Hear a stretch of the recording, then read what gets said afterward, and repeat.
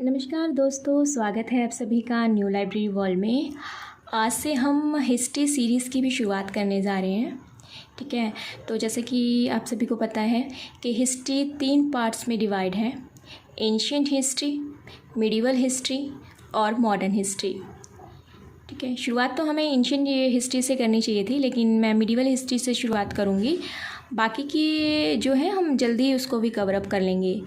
तो चलिए शुरुआत करते हैं आज के वीडियो की।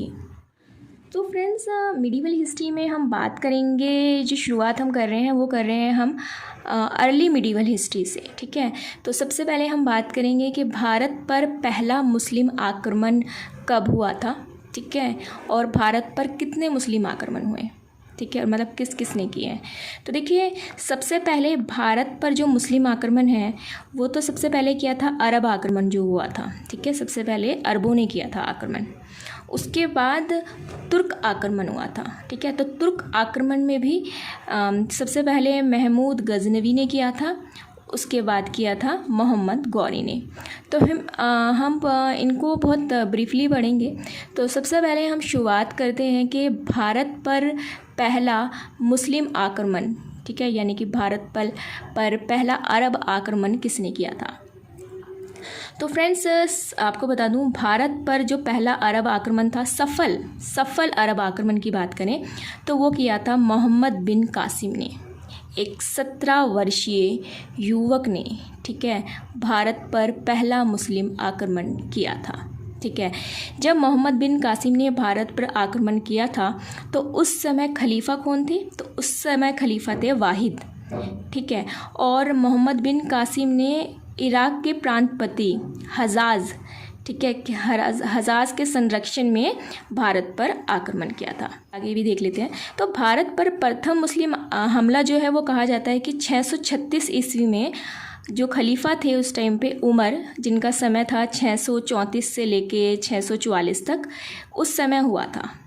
ठीक है, लेकिन हम तो बात कर रहे हैं सफल मुस्लिम आक्रमण की, और एग्ज़ाम में भी यही पूछा जाता है। तो चलिए शुरुआत करते हैं मोहम्मद बिन कासिम। ठीक है, तो भारत में 7वीं शताब्दी के आरंभ में 3 अरब मुस्लिम अभियान आए।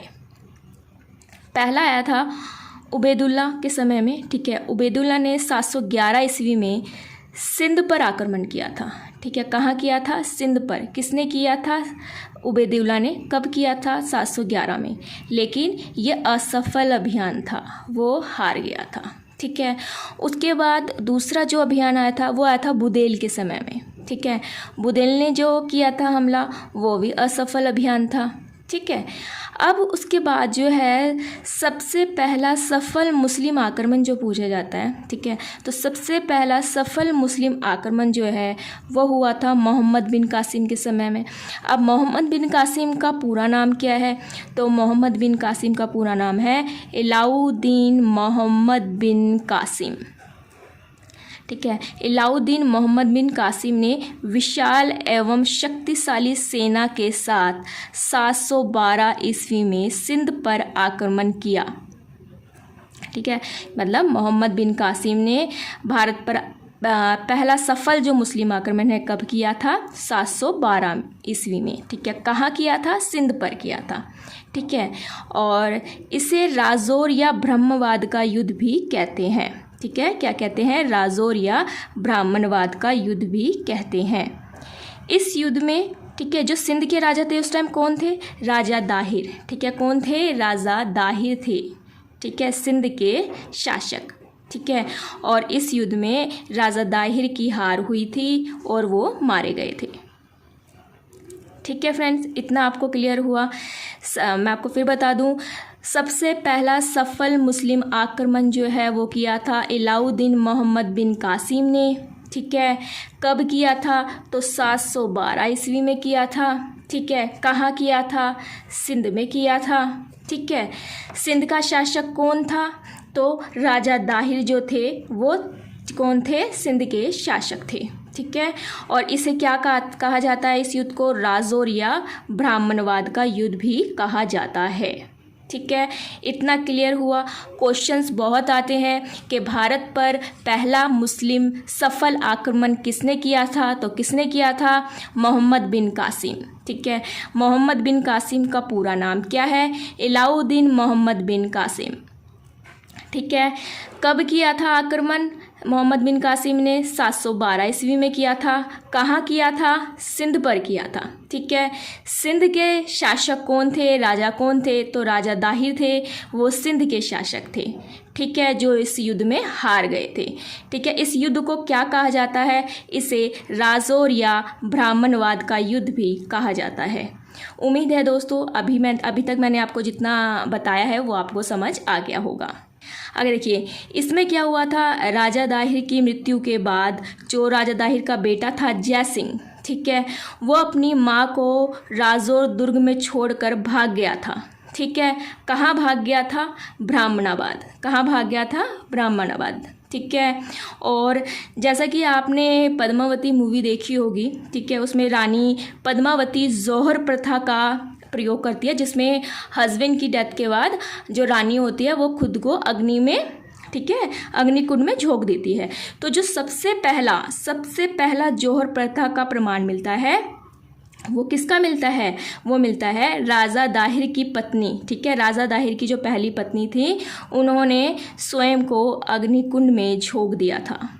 ठीक है फ्रेंड्स, इतना क्लियर हुआ। सबसे पहला प्रमाण जौहर प्रथा का किसका मिलता है, वो मिलता है राजा दाहिर की पहली पत्नी का, जिन्होंने अपने आप को स्वयं अग्निकुंड में झोंक दिया था।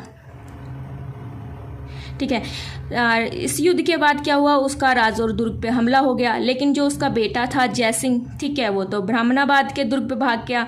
तो उसके बाद क्या होता है, जो आपका मोहम्मद बिन कासिम होता है वो ब्राह्मणाबाद के किले पर आक्रमण करता है।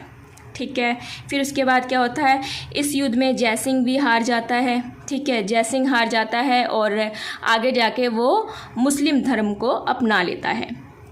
इस युद्ध में एक और चीज़ होती है, जो दाहिर की दूसरी पत्नी होती है, राजा दाहिर की जो दूसरी पत्नी होती है लाडी, ठीक है, उससे कहा जाता है कि मोहम्मद बिन कासिम विवाह कर लेता है और उनकी 2 बेटियां होती हैं। ठीक है, तो उनकी पत्नी लाडी और उनकी 2 बेटियों को, ठीक है, वो अपने साथ ले जाते हैं। चलिए अब आगे देखते हैं। अब क्या है इसमें, मोहम्मद बिन कासिम ने 713 ईस्वी में मुल्तान पर आक्रमण किया। मुल्तान पर कब आक्रमण किया, मोहम्मद बिन कासिम ने 713 ईस्वी में। ठीक है, और ये आक्रमण भी सफल हुआ। क्या हुआ, सफल हुआ। आगे कहते हैं कि मुल्तान को जो स्वर्ण ग्रह, ठीक है, जो अरब यात्री थे वो मुल्तान को कहते थे स्वर्ण ग्रह, यानी कि सोने का घर। ठीक है, चलिए आगे देखते हैं।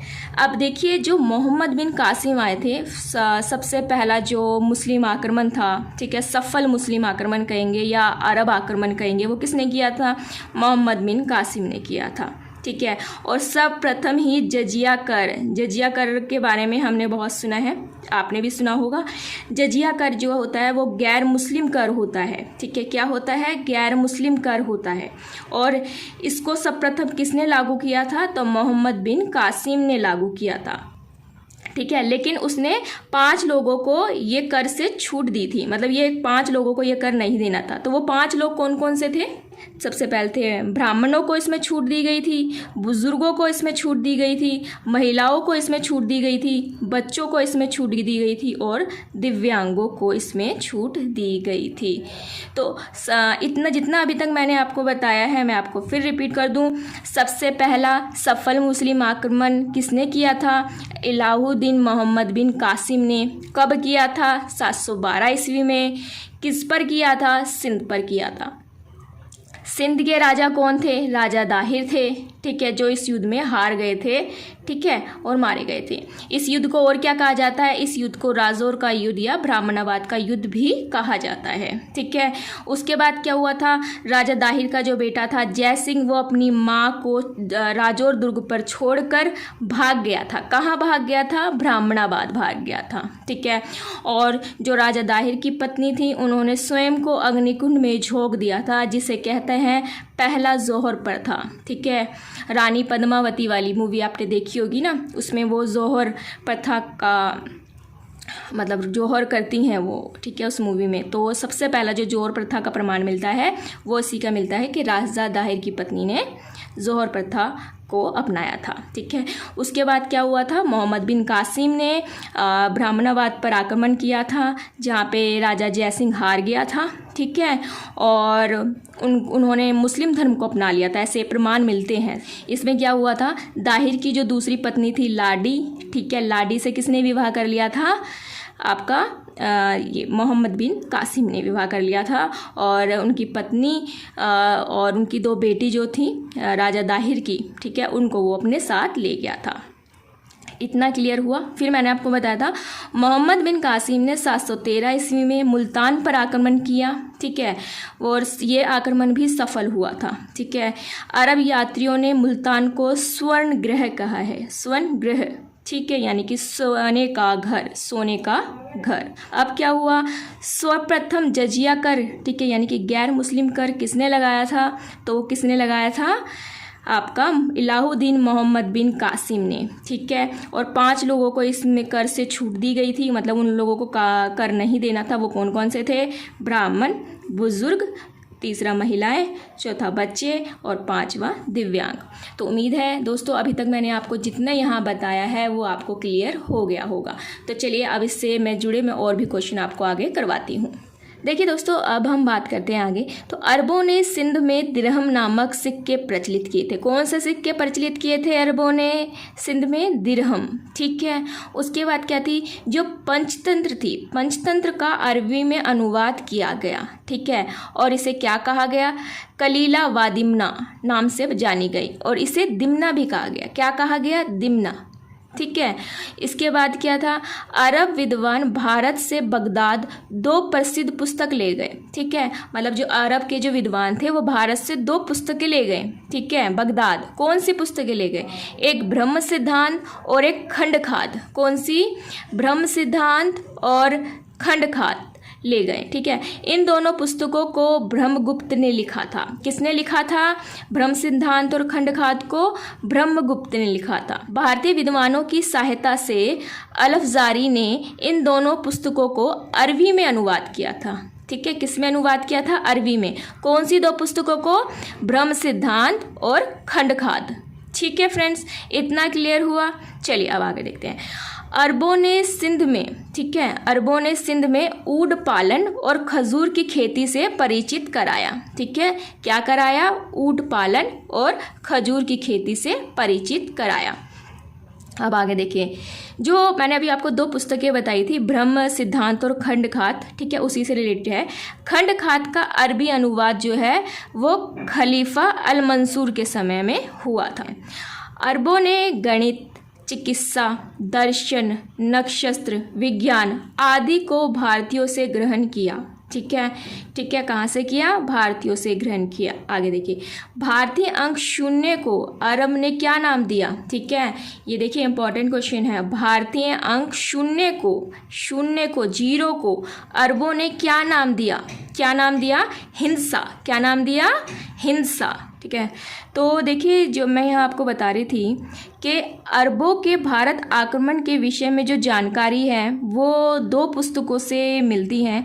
एक है 9वीं शताब्दी के बिलादुर की पुस्तक किताब फुतू अल बल्दान, ठीक है, इससे जानकारी मिलती है कि अरबों के भारत आक्रमण के बारे में। दूसरा कौन सी है, दूसरा प्रसिद्ध पुस्तक है 1216 में लिखित दर्द चाँद की पुस्तक चचनामा, ठीक है, जो फारसी भाषा में है, चचनामा, ठीक है। तो चचनामा किसने लिखी है, बद्रे चाच, ठीक है, और कौन सी भाषा में लिखी गई है, फारसी में, ठीक है, किस में लिखी गई है, फारसी में।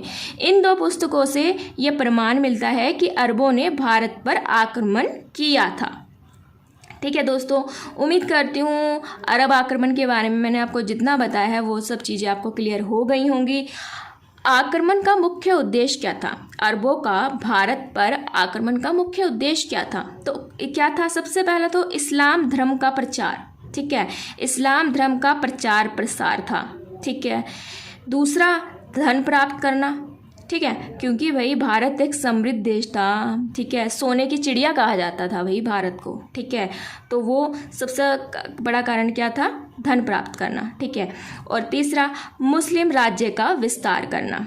इतना आपको क्लियर हुआ। हाँ, जैसा कि मैंने आपको ऊपर बता रही थी कि दाहिर की जो दूसरी पत्नी थी, ठीक है, लाडी, उससे मोहम्मद बिन कासिम ने विवाह कर लिया था। उनकी 2 बेटी सूर्य देवी और परमार देवी को वो अपने साथ ले गए थे, ठीक है। और ऐसा कहा जाता है कि जो दाहिर की पुत्रियां थी सूर्य देवी और परमार देवी, ठीक है, इन्हीं की वजह से मोहम्मद बिन कासिम की मृत्यु हुई थी। लेकिन बस अगर आपको क्वेश्चन आ जाए कि मोहम्मद बिन कासिम की मृत्यु का कारण कौन बना था, तो सूर्य देवी और परमार देवी। ये कौन थी, राजा दाहिर की पुत्री थी, ठीक है, दोनों पुत्रियां थी, सूर्य देवी और परमार देवी। चलिए दोस्तों, उम्मीद करती हूँ आपको मैंने अरब मुस्लिम आक्रमण से रिलेटेड जितना बताया है आपको क्लियर हो गया होगा। अगर कुछ डाउट वगैरह है या मैंने कुछ गलत बताया है तो आप कमेंट बॉक्स में कमेंट करके मुझे बता सकते हैं। तो दोस्तों आज के लिए बस इतना ही। जल्द लौटूंगी एक नई वीडियो के साथ। नमस्कार, जय हिंद, जय भारत।